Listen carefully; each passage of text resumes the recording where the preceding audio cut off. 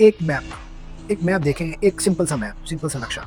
एक तरफ दरिया नील है इजिप्ट में, दूसरी तरफ दरिया फुरात इराक में, और इन दोनों के दरमियान पूरा Middle East, Saudi Arabia, Jordan, लबनान, सीरिया, इराक का हिस्सा, इजिप्ट का हिस्सा, और सबसे ऊपर फलस्तीन। ये मैप एक ख्वाब है, एक आइडियोलॉजी है, एक क्लेम है जिसे कहते हैं ग्रेटर इजराइल। और आज 2026 में पहली बार हिस्ट्री में ये ख्वाब सिर्फ फ्रिंज एक्सट्रीमिस्ट का नहीं रहा।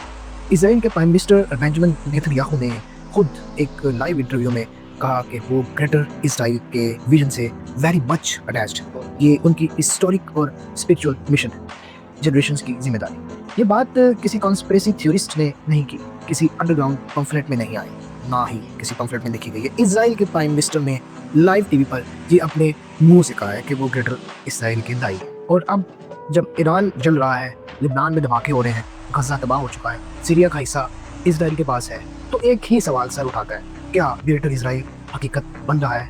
क्या ये सिर्फ बयानबाजी है या एक केयरफुली एग्जीक्यूटेड प्लान है?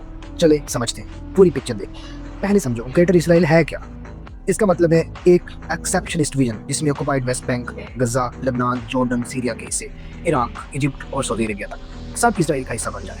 ये विजन ज़्यादातर रिलीजियस ज़ोनिज़म से आता है, जो बाइबलिकल टेक्स्ट में ये प्रॉमिस दिखाता है कि ये सारी ज़मीन प्रॉमिस्ड लैंड है इब्राहिम की औलाद के लिए। बाइबलिकल पैसेजेस में लिखा है बाइबल में कि रॉक ऑफ इजिप्ट से फुरात तक ये लैंड, ये ज़मीन ज्यूज़ को प्रॉमिस की गई है। डिविजनिस्ट ज़ियोनिस्ट और मेज़ेनिक ज़ियोनिस्ट ने 1967 की अरब इजराइल वार को डिवाइन कंफर्मेशन समझा कि ये उनका हक है।